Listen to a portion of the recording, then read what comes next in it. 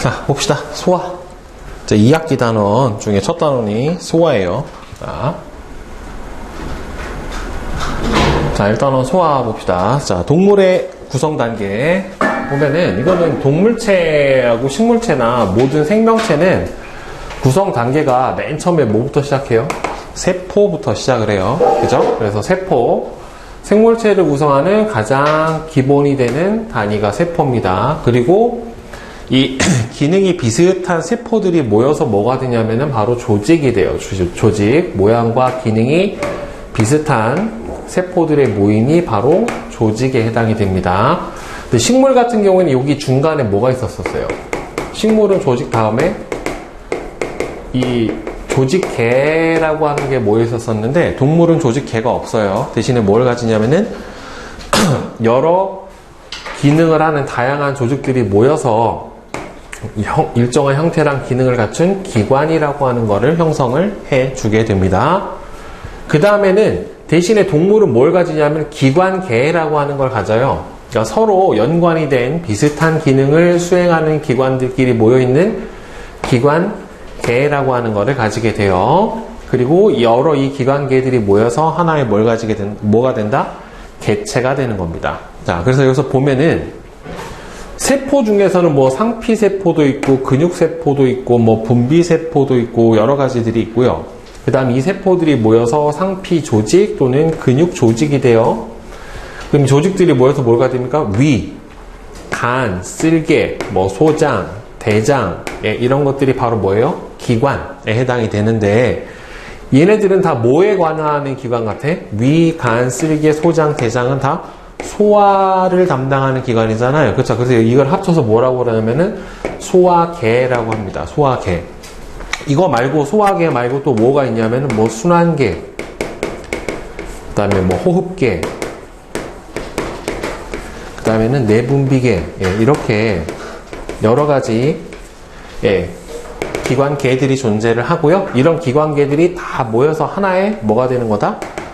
개체가 된다라고 보시면 됩니다. 그래서 식물하고 동물하고의 이 구성 단계 차이가 식물은 어떻게 돼요? 세포. 그 다음에 모여서 뭐가 돼요? 조직. 그 다음에는 조직, 개. 그 다음이 기관, 개체. 이렇게 가는 게 식물이에요. 동물은 세포, 조직, 기관, 개, 개체 이런 순으로 가게 되기 때문에 둘이 구성 단계가 어떻다? 약간 다르다라고 하는 거를 꼭 기억을 해주세요. 그 다음에는 이제 영양소 봅시다. 영양소.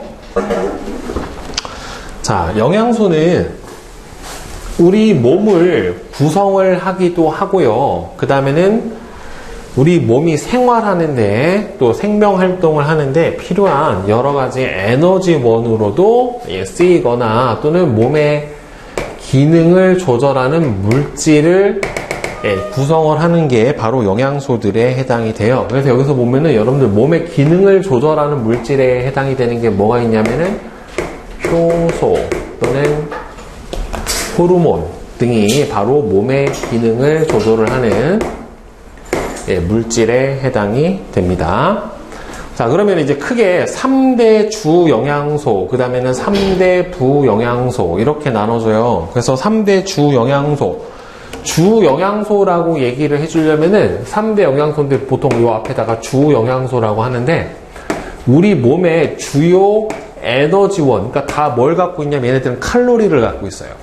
그러니까 여러분들 뭘 사 먹으면 안에 영양성분표 보면은 안에 칼로리가 써 있잖아요.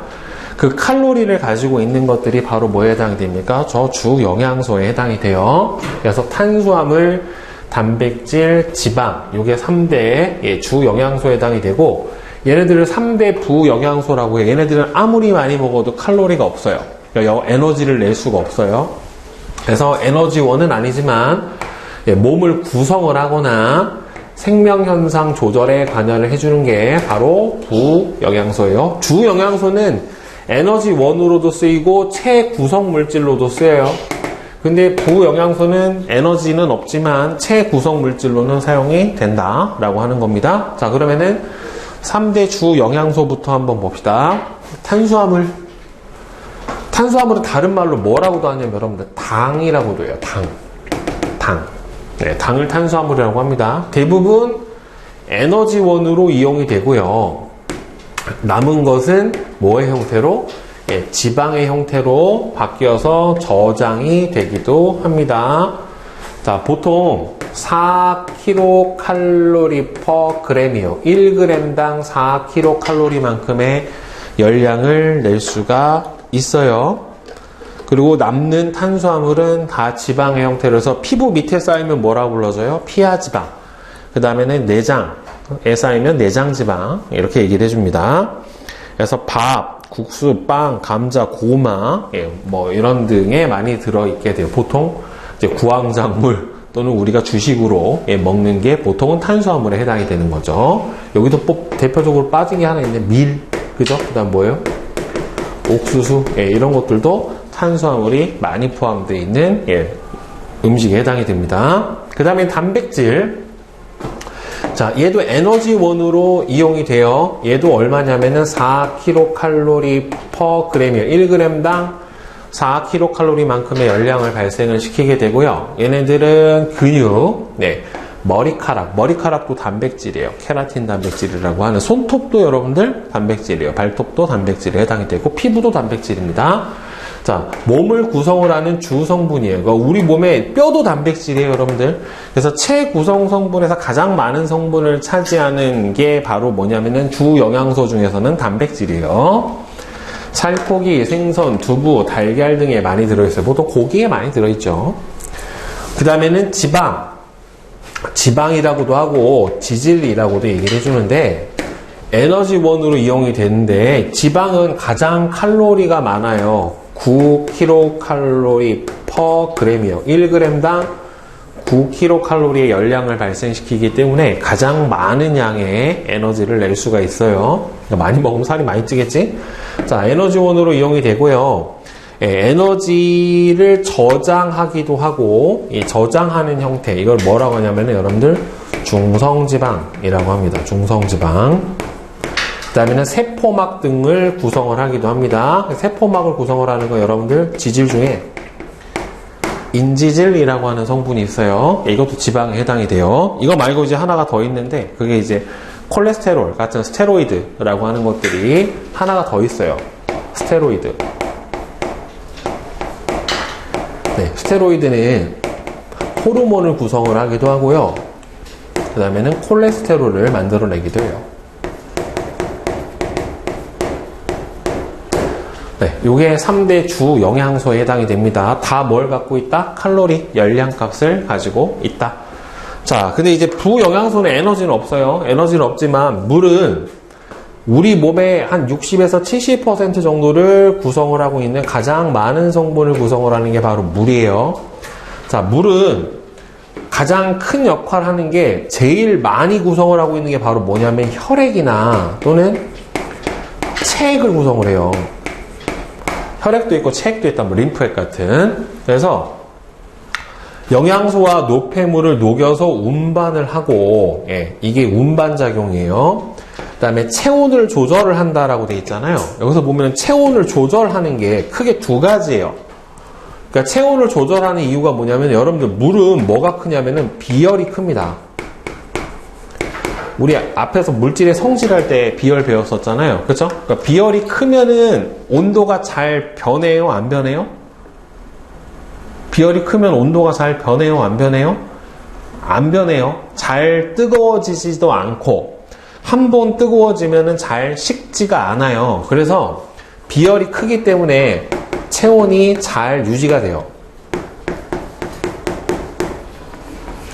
비열이 크기 때문에 체온이 잘 유지가 되고요. 그 다음에 두 번째로는 얘는 기화열이 커요. 기화는 뭐예요? 액체에서 기체가 되는 거를 기화라고 하잖아요. 그러니까 기화열, 증발할 때 흡수하는 열이 큽니다. 그러니까 기화열이 크다라는 소리는 여러분들, 우리가 더우면 우리 신체에서 일어나는 가장 첫 번째 반응이 뭐예요? 너무 더워. 더우면 땀이 나죠. 그러면 땀이 피부에서 어떻게 돼요? 증발해요. 그러면 증발할 때 피부에 있는 열을 흡수해서 증발합니다. 그러니까 땀이 나는 이유는 뭐를 낮추기 위해서? 체온을 낮추기 위해서 그런 거예요. 그러니까 기화열이 크다. 그래서 땀으로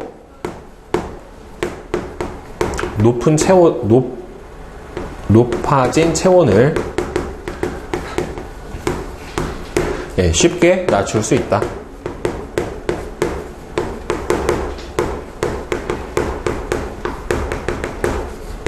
네, 이렇게 보시면 됩니다. 자, 그 다음에는 무기염류예요, 여러분들. 근데 여기서 보면은 무기에다가 뭐라고 써 있어요? 염류라고 써 있죠. 무기라고 하는 말은 뭐냐면 이 세 가지를 합쳐서 뭐라고 하냐면은 유기물이라고 해요. 유기물. 유기물은 뭐가 있는 거죠? 탄소를 포함하고 있으면 유기물이라고 해요. 그러니까 무기라고 돼 있으니까 뭐예요? 탄소가 없는 거죠. 게다가 염류라고 돼 있잖아요. 염류. 그럼 무슨 상태로 존재하는 거냐면 여러분들 이온이요. 이온. 네. 그러니까 우리가 무기질을 섭취를 하는 건 다 이온 상태로 섭취하는 거예요. 예를 들어서 뭐 철분이 모자라서 빈혈이 걸린다라고 하는데 그렇다고 해서 쇳덩이를 입안에 넣고서 녹여먹는 게 아니란 말이에요. 쇳가루를 넣고.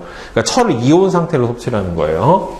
그래서 뼈, 이, 혈액 등을 구성을 하고 몸의 기능을 조절을 한다라고 돼 있죠. 예. 그러니까 몸의 기능을 여러 가지로 조절하고 특히나 뭐도 조절해 주냐면은 우리 몸의 혈액의 농도도 조절을 해줘요. 혈액, 즉 체액의 농도를 조절해 줍니다. 이걸 뭐라고 하냐면은 삼투압이라고 해요. 삼투압. 그래서 칼슘, 인, 나트륨, 칼륨 등이 있고요. 해조류, 채소 등의 과일 같은 데 많이 들어 있습니다. 무기염류 같은 경우에는 특히나 채소류에 많이 들어 있어요. 그 다음에는 바이타민, 흔히 우리가 비타민이라고 얘기를 해주는데 얘네들은 체구성 성분은 아니에요. 자, 여러분들 이 6대 총 6가지 영양소 중에서 바이타민 빼고 나머지는 체구성 성분으로 다 사용이 됩니다. 알겠죠? 얘만 체구성 성분이 아닌 거예요. 우리 몸의 구성 성분은 아니지만 적은 양으로 생명 현상을 조절을 해줍니다. 이거를 좀 어려운 편으로 생리작용을 조절을 한다라고 얘기를 해줘요. 네.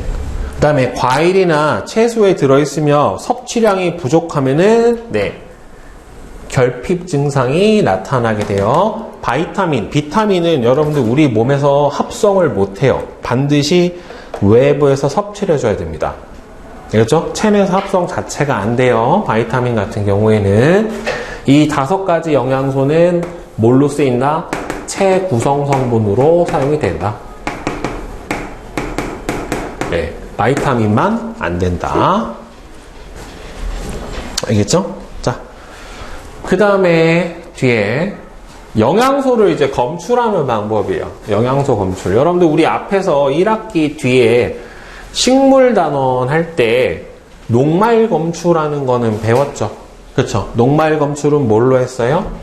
아이오딘 반응을 통해서 아이오딘이나 칼륨 용액으로 녹말을 검출해주면은 무슨 색으로 변해서요? 청남색으로 반응을 한다란 말이에요. 그죠? 그 다음에는 포도당은 베네딕트 반응이라는 걸 해주는데 베네딕트 용액이 원래는 파란색이에요. 얘를 포도당이랑 넣고서 뭘 해주면은 가열을 해줘버리면은 황적색으로 나타납니다. 그러니까 이게 원래 색이 무슨 색이고 검출이 됐었을 때 무슨 색으로 변하는지까지 다 알아주셔야 돼요. 그러니까 아이오딘이나 칼륨 용액은 원래는 무슨 색인데 옅은 갈색인데 뭘로 변한다? 청남색으로 변한다. 그 다음에는 포도당은 베네딕트 반응을 통할 때 무슨 색인데? 파란색인데 황적색으로 변한다. 그 다음에는 단백질은 뷰렛 반응이라는 걸 통해서 검출을 해내요. 뷰렛 용액은 5% 수산화 나트륨 수용액에다가 1% 황산구리 수용액을 섞은 거를 뷰렛 용액이라고 얘기를 해주는데 이 뷰렛 반응을 해주면은 옅은 파란색이 무슨 색으로 바뀌어요? 보라색으로 바뀌어요. 그러니까 단백질하고 반응을 하면 저 색으로 바뀌는 거죠. 그 다음에 지방은 수단3 용액이라고 하는 거를 사용을 해줍니다. 그래서 수단3 용액하고 지방하고 반응을 하면은 붉은색이 약간 선홍 색깔로 색깔이 어떻게 돼요? 변하게 돼요. 그래서 뭘 확인해 줄 수 있다? 영양소를 확인을 해 줄 수 있다 라고 하는 겁니다. 자, 그 다음에 뒤에 소화 봅시다. 소화는 뭐야? 음식물 속에 큰 영양소를 작은 크기의 영양소로 분해하는 과정이 바로 소화 과정이에요. 그러니까 우리가 섭취를 하는 음식물 안에는 영양소가 들어있는데 그 영양소, 탄수화물, 단백질, 지방, 이 형태로 영양소가 들어있는데 이거를 우리가 직접 흡수를 할 수가 없어요. 즉 우리 영양소가 소화가 되고 나면은 최종적으로 흡수되는 곳이 어디냐면 소장이에요. 그리고 소장 안에서 소장에 세포막을 통해서 영양소가 들어와야 되는데 너무 크기가 크면 이 세포막을 뚫고 들어오지를 못한단 말이에요. 그래서 제일 중요한 게 뭐냐면은 음식물 속에 큰 영양소를 이 앞에 들어가야 되는 말이 흡수 가능한 작은 크기의 영양소로 분해를 하는 과정을 바로 뭐라고 불러준다? 소화 과정이다 라고 불러주게 됩니다. 그래서 보면은 소화가 일어나는 까닭 나와 있죠. 음식물에 들어있는 영양소 중에서 3대 영양소인 녹말, 지방, 단백질과 같은 영양소는 사이즈, 크기가 너무 커서 제일 중요한 게 세포막을 통과할 수가 없어요. 여러분들 세포막을 통과를 할 수가 없기 때문에 우리 1학기 말에 배운 세포 있죠? 그쵸? 그 중에서 세포막을 통과를 못해요. 그러니까 세포막이 하는 가장 중요한 역할 중에 하나가 물질 출입을 조절해 주는데 너무 사이즈가 크면 못 들어간다는 말이에요. 따라서 음식물을 먹어서 섭취한 영양소를 우리 몸에서 이용을 해주려면은 영양소의 크기가 세포막을 통과를 할 만큼 작아져야 흡수가 돼요. 그래서 세포막을 통과해서 몸속으로 흡수를 할 수 있을 만큼 매우 작게 분해가 돼야지 바로 소화가 가능하다라고 하는 겁니다. 알겠죠?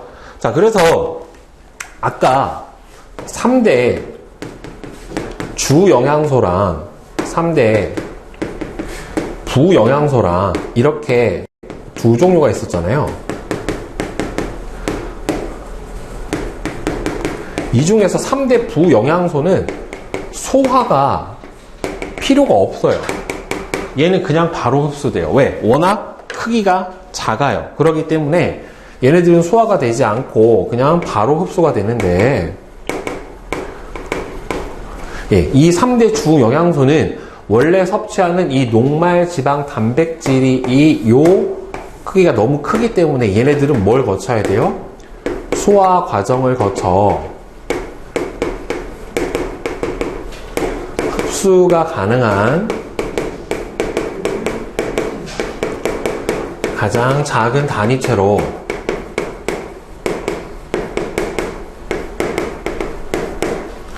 분해를 해줘야 돼요. 그래야지 흡수가 가능합니다. 근데 소화는 크게 종류가 두 종류가 있어요.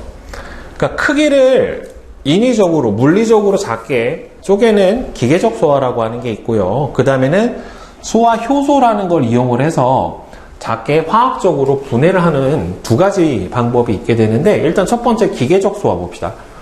자, 음식물을 씹는 것처럼 음식물의 크기를 작게 해서 이걸 뭐라고 하냐면 저작운동이라고 해요. 이로 씹어서 작게 부수는 과정을 저작운동이라고 하고요. 그 다음에 소화액과 음식물이 잘 섞이도록 하는 작용, 이거를 혼합작용이라고 합니다. 혼합. 그러니까 음식물을 이게 왜 이렇게 잘게 기계적 소화를 먼저 하냐면 기계적 소화를 해주게 되면은 음식물을 잘게 잘라서 소화액과 접촉할 수 있는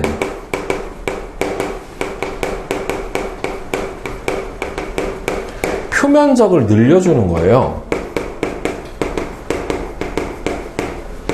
네, 음식물과 접촉할 수 있는 표면적을 증가를 시켜서 바로 소화의 효율을 높이는 거예요. 예, 음식물하고 접촉할 수 있는, 소화액하고 접촉할 수 있는 면적을 넓혀서 예, 소화의 효율을 높여주는 거예요. 그러니까 예를 들어서 이렇게 큰 여러분들 큐브 스테이크처럼 이렇게 요만한 고기 덩어리를 그냥 꿀꺽 삼키는 거랑 얘를 이렇게 씹으면 어떻게 돼요? 잘게 쪼개져 버린단 말이에요. 그러면 쪼개져 버리면 이 쪼개진 단면만큼이 새로 생기죠. 겉넓이가. 반으로 쪼개면, 이거 봐봐. 이 상태에서 반으로 쪼개면 쪼개진 이 부분이 면적이 또 생기잖아요. 그렇죠? 또 쪼개면 쪼개진 만큼 또 생기잖아요. 면적이. 그치? 그러니까 접촉할 수 있는 표면적이 넓어진단 말이에요. 그러면은 소화액하고 더 많이 접촉을 하게 되니까 소화 속도도 빨라지고 소화의 효율성도 어떻게 된다? 높아지게 된다라고 볼 수가 있겠죠. 그래서 기계적 소화는 화학적 소화가 일어나기 전에 먼저 선행이 되는 거예요. 그러니까 화학적 소화는 기계적 소화만으로는 쪼갤 수가 없는 영양소는 소화액에 들어있는, 자, 중요합니다. 소화 효소의 작용에 의해서 세포에서 흡수할 수 있을 만큼 아주 작은 크기로 분해를 해줍니다. 네, 이거는 화학적으로 쪼개는 거기 때문에 분해라고 하는 표현을 쓰죠. 기계적 소화는 분해를 하진 않아요. 그냥 뭘 해준다라고 생각해주면 돼요? 음식물의 표면적을 넓게 해준다. 잘게 잘라서. 네, 이렇게 생각을 해주면 돼요. 그래서 여러 소화기관에서 분비되는 다양한 소화 효소가 각각 다른 영양소의 소화에 관여를 하게 됩니다. 그래서 이거 되게 중요한데, 효소 하나마다 분해할 수 있는 영양소가 하나밖에 없어요. 그러니까 1효소, 1영양소 이렇게 보시면 돼요.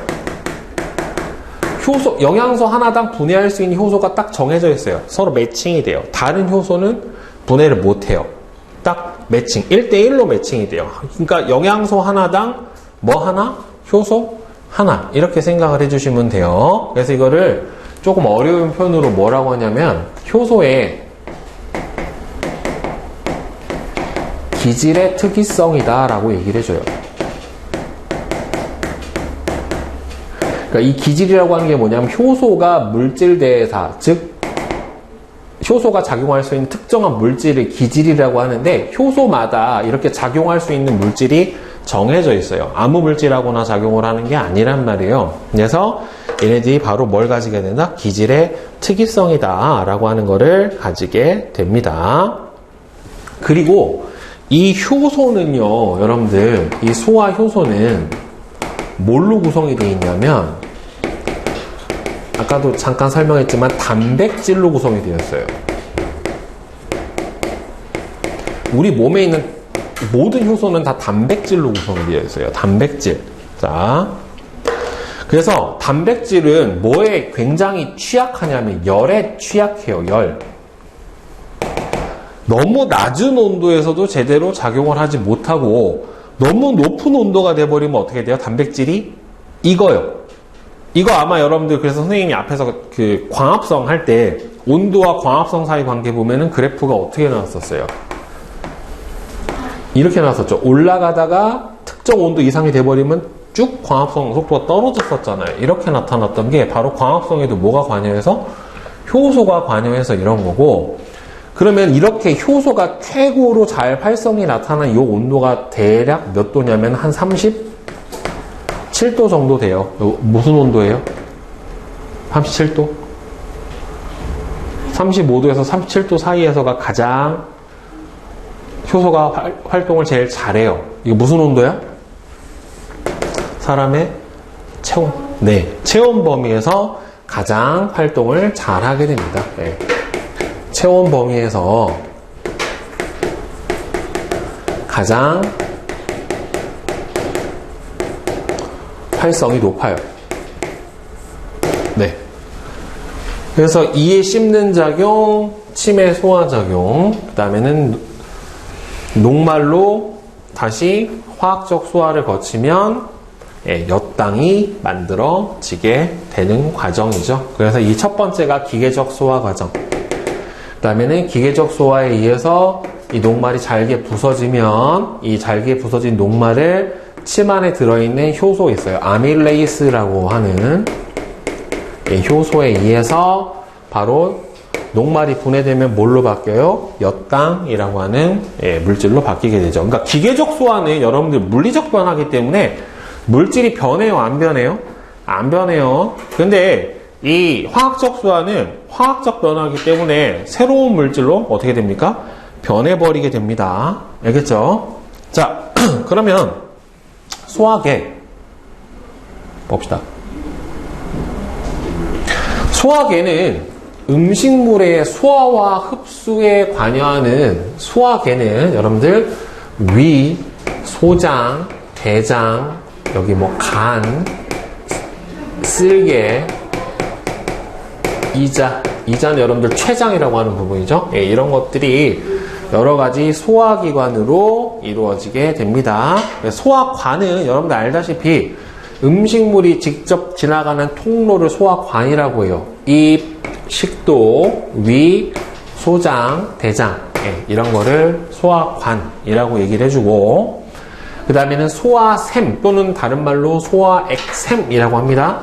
소화관에 연결돼서요 소화액을 분비를 해주는 것을 소화샘이라고 합니다. 그래서 침샘, 간, 쓸개, 이자 안에는 소화액을 분비를 해주는 소화액샘들이 존재를 하게 돼요. 그래서 음식물이 소화관을 지나는 동안에 그 소화관 쪽으로 소화액들이 분비가 돼서 소화액 안에 여러분들 뭐가 들어있어요? 아까 얘기했던 것처럼 소화효소가 들어있고요. 이 소화효소에 의해서 영양소의 분해가 일어나게 됩니다. 자, 그러면 밑에 소화기관하고 각각에서 분비하는 작용들을 알아봅시다. 자, 첫 번째 소화관, 입. 입에서는요 치아로 이로 잘게 음식물을 부수고 침과 음식물을 골고루 섞어서, 이거 누가 해줘요? 혀가 해요. 혀가 침하고 음식물을 잘 섞어요. 탄수화물의 최초 소화가 일어나는 부분이 어디다? 입입니다. 왜 그러냐면은 이 침 안에는 뭐가 들어있어요? 녹말을 분해하는 아밀레이스가 들어있습니다. 그래서 아밀레이스는 뭐로 바꿔줘요? 녹말을 엿당으로 바꿔줍니다. 아밀레이스는 녹말을 엿당으로 바꿔줍니다. 자, 그럼 식도를 따라서 음식물이 쭉 내려옵니다. 참고로 여러분들 물구나무 쓰고서 음식 먹어도 어떻게 돼요? 웩 하고 나와요? 나와? 여러분들 이렇게 뒤로 해가지고 음식물 먹어도 어떻게 돼요? 위로 내려가요. 거꾸로 안 나온단 말이에요. 왜 그러냐면은 이 꿈틀꿈틀 해가지고 이 식도에서는 음식물을 이동시켜주는 연동운동이라고 하는 게 일어나요. 그래서 거꾸로 나오곤 하진 않아요. 자, 식도를 따라서 내려가면 위로 내려가게 되는데, 위에서는 위액을 분비를 해요. 위액 안에는 뭐가 들어있냐면은, 펩신이라고 하는 소화효소랑 염산이 같이 들어있어요. 염산하고 펩신이 같이 들어있어요. 그래서 요거는 선생님이 다시 뒷단원에서 자세하게 설명을 해줄게요. 위에서는 요것만 기억하세요. 단백질의 최초 소화가 일어나는 부분이 어디다? 위입니다. 위. 자, 그 다음에 간에서는 지방의 소화를 돕는 쓸개즙을 만들어내는 게 간이에요. 그래서 쓸개즙은 간에서 만들어졌다가 쓸개에서 저장만 했다가 분비가 되는 겁니다. 알겠죠? 그리고 중요한 거, 여러분들 지방의 소화를 돕는 쓸개즙이에요. 그러니까 쓸개즙은요 소화효소가 아니에요. 소화효소가 아니고 지방을 약간 유화 또는 잘게 부숴내는 역할만 하기 때문에 쓸개즙은 화학적 소화가 아니라, 이거 시험 문제 잘 나와요. 기계적 소화예요. 쓸개즙에 의한 소화는 쓸개즙은 소화 효소가 아니에요. 그래서 이거는 기계적 소화에 해당이 됩니다. 자, 그 다음에는 소장으로 내려가면은 소장에서는 여러분들 3대 영양소의 모든 분해가 다 일어나요. 3대 영양소의 모든 분해가 다 일어나요. 그러니까 여기서 탄수화물, 지방, 단백질이 다 분해됩니다. 소장에서. 그 다음에는 요 이자에서 특히나 3대 영양소의 소화 효소가 모두 들어있는 이자액을 소장으로 분비를 하다 보니까 소장 안에서 3대 영양소의 모든 분해, 그리고 뭐까지 일어나요? 흡수까지 일어나요. 소장이 굉장히 길어요.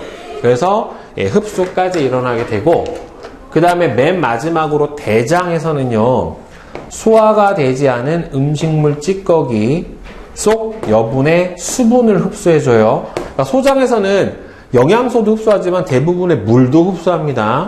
이때 다 흡수하지 않고 남은 여분의 물만 대장에서 흡수를 해주는 거예요. 그리고 남은 찌꺼기는 어디를 통해서? 항문을 통해서 배출을 해주게 된다라고 보시면 됩니다. 알겠죠? 자, 그러면 여러분들 숙제로 11페이지 문제 7번까지만 풀어봅시다. 알겠죠? 문제 7번. 네.